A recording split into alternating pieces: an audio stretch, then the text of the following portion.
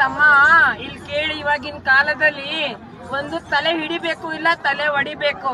ಅದೇ ಆದ್ರೆ ನನ್ನ ಹೋರಿಗತ್ತು ಎಲ್ರಿಗೂ ಗೊತ್ತು. ಯಾಕಂದ್ರೆ ಒಡೆ ತಿನ್ಬಿಟ್ಟು ಸಡೆ ತರ ಮಾತಾಡ್ಬೇಡ ಮಚ್ಚ. ಯಾಕಂದ್ರೆ ನನ್ನ ಹೋರಿ ಯಾವತ್ತು ಎನ್ನುತ್ತಲ್ಲ, ಪ್ರೀತಿ ವಿಶ್ವಾಸ ಅಂತ ಬಂದ್ರೆ ಯಾವತ್ತು ತಲೆ ಬಾಗತ್ತೆ.